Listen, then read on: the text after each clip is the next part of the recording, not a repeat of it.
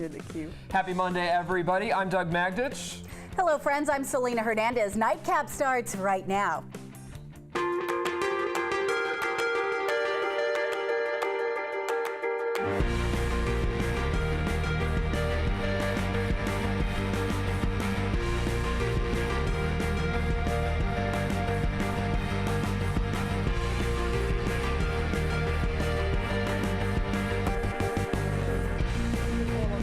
Is not a healthy, productive place. It's definitely, it killed us. They are putting the skimmers out to keep the oil away from our ship. This is not the view that cruise ship travelers were expecting, but it's what they got thanks to an oil spill in Galveston Bay. Tourists, businesses, and wildlife are all affected by the oil spill. The Houston Ship Channel remains closed this afternoon, and even the popular Bolivar Ferry between Galveston and the mainland is shut down because of the spill.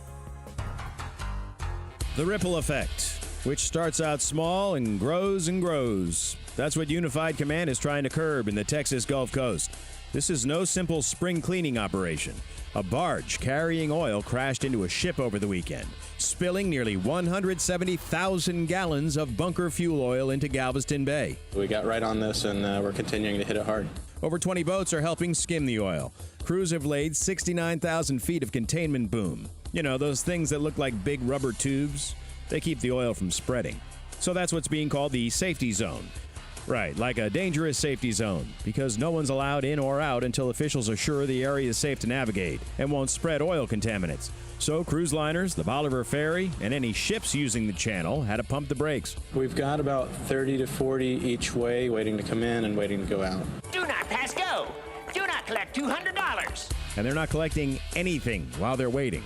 We don't know exactly when we'll be able to reopen the ship channel. We're hoping to have it open very soon. The shift in winds and surface currents has moved the floating oil. Some of that oil is now offshore, having exited the Galveston Bay. There are patches of remaining floating oil inside the Galveston Bay. We have also experienced contamination of shoreline, and we are in recovery throughout the Galveston Bay and offshore. Texas Attorney General Greg Abbott says he's already opened a civil investigation into this disaster. Because an environmental threat like this isn't just bad for folks along the coast. See those big red areas? More than 100 different types of birds, including endangered species, live there. And experts say this couldn't have come at a worse time, considering its spring migration. A preliminary count was done somewhere between 50 to 60 individuals, about 8 species. Most of them did have oil covering more than half of their bodies. Yeah, we get it. Oil keeps us going. But how many of these spills will it take before oil stops us from enjoying the Texas treasure that is our Gulf Coast?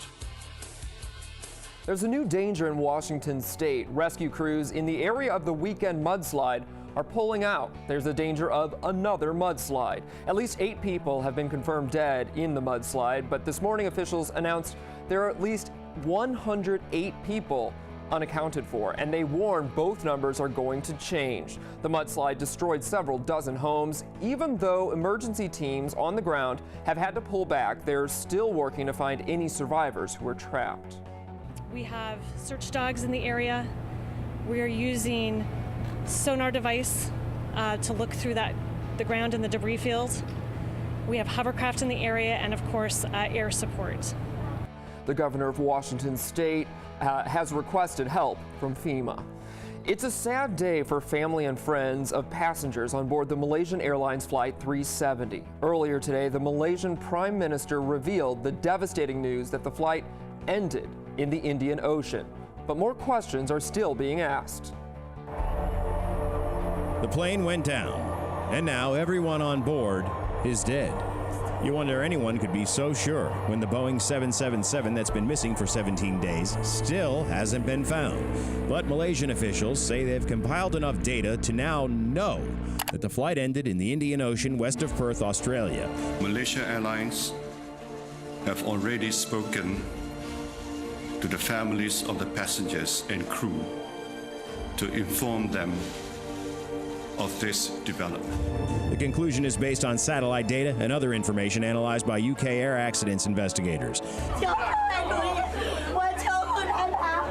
Families of the 239 people on board were sent text messages from the airline saying none of those aboard survived. It's not only heartbreaking, for many it's confusing too. Our relatives were on that flight. This wasn't an accident. Instead, it was caused by the Malaysian government. They are covering up something. Some are also questioning the pilot's mental health. It may be quite some time before real answers arrive. Former Keller resident Philip Wood was on that flight, and today his partner, Sarah Bajic, released this statement. I need closure to be certain, but cannot keep on with the public efforts against all odds. I still feel his presence, so perhaps it was his soul all along. It looks like the first phase of our mission has ended. Now Philip's family and I will need some time for private grief. Back here at home, authorities have issued a capital murder warrant for a man they believe killed his pregnant girlfriend. Police are looking for 26-year-old Robert Atlas. They believe he stabbed 26-year-old Tracy Anderson. We're told Atlas was staying with Anderson at a Bedford apartment. Officers found Anderson after a welfare check and found the door frame was damaged. Police believe Atlas is driving a silver 2011 Dodge Charger, similar to the one you see here. If you have any information, you're urged to call police. A man is now in police custody after a deadly car crash last night. 37-year-old Christopher Bynum was charged with 3 counts of intoxication assault, 1 count of intoxication manslaughter, and possession of a controlled substance. According to police, Bynum was speeding on Ledbetter Drive in Dallas when he hit another car with 4 people inside. One of the 2 children inside died due to injuries from the crash. The other 3 passengers were sent to the hospital. Police say Bynum told officers he had been smoking PCP and marijuana. 2 possible 2016 presidential candidates are in Irving today. The topic of the discussion, education. Former Florida Governor Jeb Bush co-hosted the Globalization of Higher Education conference. He was joined by former Secretary of State Hillary Clinton. During the conference, she said education is the United States' most valuable asset. Clinton focused her speech on developing global partnerships with colleges and universities to adapt and provide education resources around the world, while Jeb pushed for education to be more accessible and affordable. Expanding access through technology can bring down the cost of delivery at home and abroad. We know that for Clinton also announced a new Clinton Foundation campaign called Too Small to Fail in Oklahoma. Its goal is to encourage parents to talk to their children while they're young to improve their understanding of words and concepts. Both Bush and Clinton are rumored to be possible presidential contenders, but neither has confirmed or denied the rumors. Southwest Airlines will begin flights from Dallas to Washington National Airport on November 2nd. This after the airlines received takeoff and landing rights to add 27 flights at the airport. Southwest will also fly out of Akron, Canton, Ohio, and Indianapolis. The airlines picked up the slots from American after a settlement with the Justice Department requiring American to give up gates at the Washington and other airports.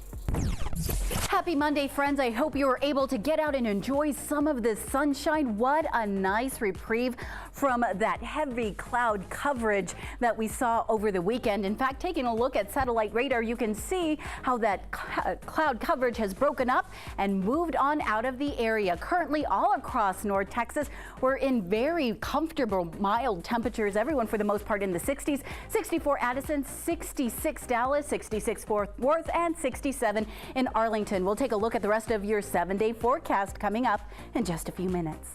Thanks, Selena. You would think a good deed would help you avoid a ticket or getting towed, but not for this nun. Coming up, find out why she was really upset about the incident. But first, Apple may be looking toward increasing its TV presence. Find out why right here on Nightcap.